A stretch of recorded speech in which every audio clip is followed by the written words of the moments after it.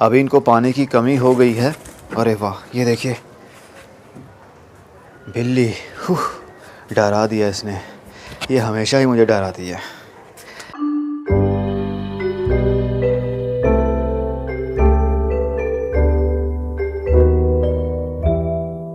चौदह अक्टूबर 2019। अस्सलाम वालेकुम मेरे दोस्तों, सज्जनों और बेलियों। मैं हूँ इज़हार अहमद और वेलकम करता हूँ आपको किचन गार्डनिंग चैनल पर।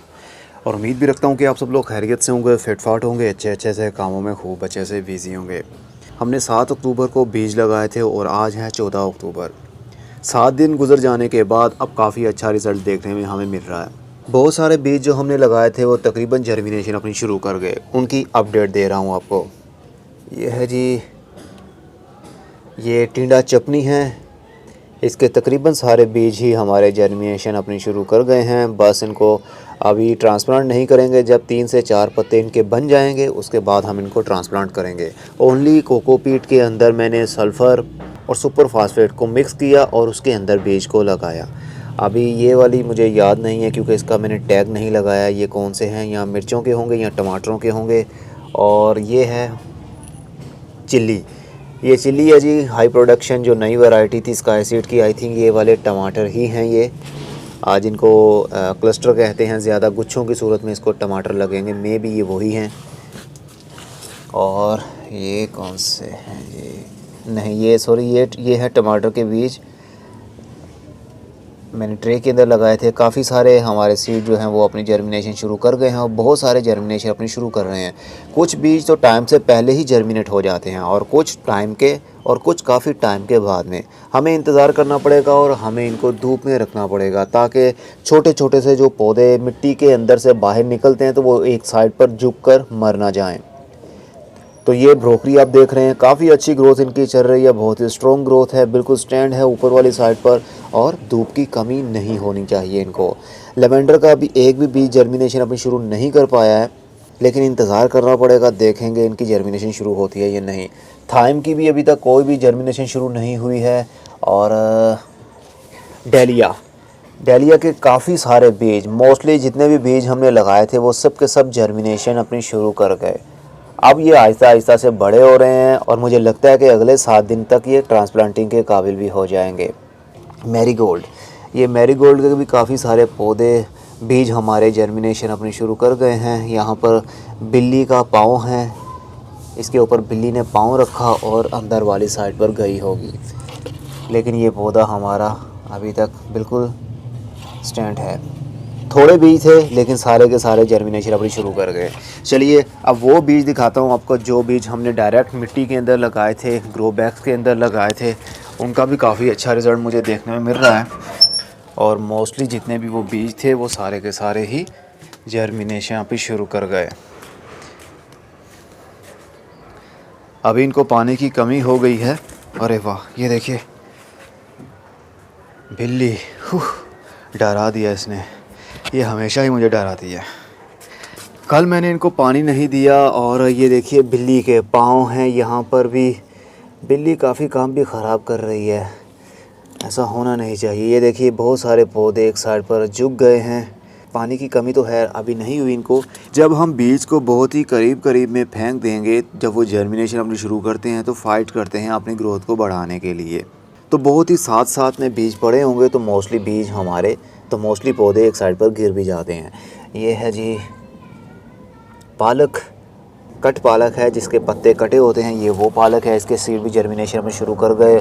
मेथी देखिए कितनी कितनी बड़े हो गई है। अब अगले हफ्ते तक मुझे लगता है कि इनको हार्वेस्ट करने की ज़रूरत पड़ जाएगी। इनको हम ट्रांसप्लांट नहीं करेंगे। ये वो बीज थे जो डायरेक्ट हम मिट्टी के अंदर लगाते हैं और डायरेक्ट पौधा ही उखाड़ लेते हैं या ऊपर से पत्ते उनके काट के हम यूज़ कर लेते हैं। और ये आइसबर्ग के देखिए कितने सारे बीज हमारे जर्मिनेशन अपनी शुरू कर गए।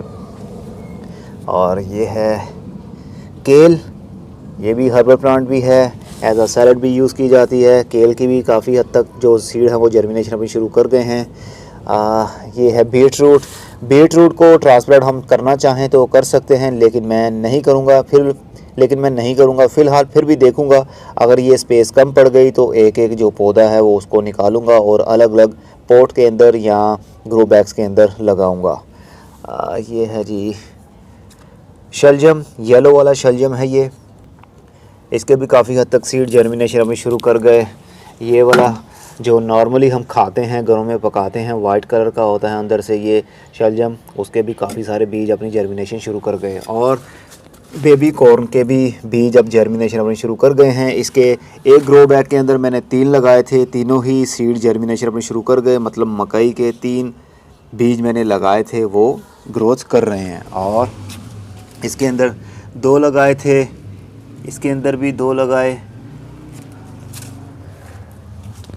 ये भी 2 लगाए थे, ये भी हो गए। और इसके अंदर आई थिंक 3 लगाए थे शायद। ये देखिए तीनों जर्मिनेशन अपनी शुरू कर गए हैं। स्वीट कॉर्न होगा ये छोटे कद के मकई के पौधे को ही मकई लग जाएगी तो इसको हम उतार के खा सकेंगे। तो जितने भी मैंने सीड्स लगाए थे मोस्टली वो जर्मिनेशन अपनी शुरू कर गए। सिर्फ अभी तक लेवेंडर और थाइम ने सीडलिंग अपनी शुरू नहीं की है, हो सकता है कुछ दिनों तक वो भी अपनी स्प्राउटिंग शुरू कर ही दें।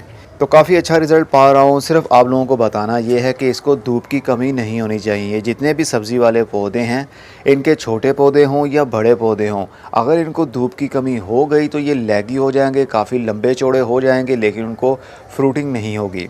चाहे वो पालक हो या मेथी हो, धूप की कमी होगी तो वो लैगी हो जाएंगे, एक साइड पर गिर जाएंगे, देन वो मर जाएंगे।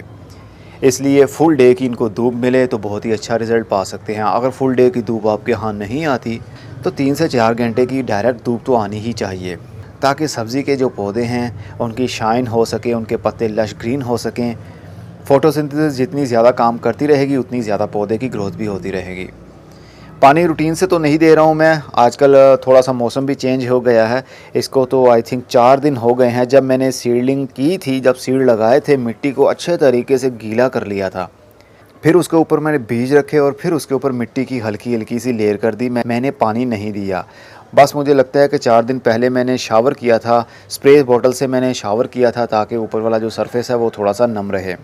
बस उसके बाद अभी तक कोई पानी इनको नहीं दिया है। जैसे जैसे पौधे बड़े होंगे वैसे वैसे उनकी पानी की रिक्वायरमेंट भी ज़्यादा होती जाएगी, तो हमें हो सकता है डेली पानी भी देना पड़े। उम्मीद है कि आपने जो बीज लगाए थे उनकी ग्रोथ भी ऐसी ही चल रही होगी। फ़िलहाल मैं इनके ऊपर कोई खाद अप्लाई नहीं करने वाला हूँ, ना ही कोई कीड़े मार स्प्रे का यूज़ करने वाला हूँ। और इस बार तो मैं कीड़े मार स्प्रे यूज़ करने ही नहीं वाला। अगर खाद की ज़रूरत हुई तो NPK खाद ज़रूर देंगे, क्योंकि वो इनकी ज़रूरत है, पौधों की ज़रूरत है।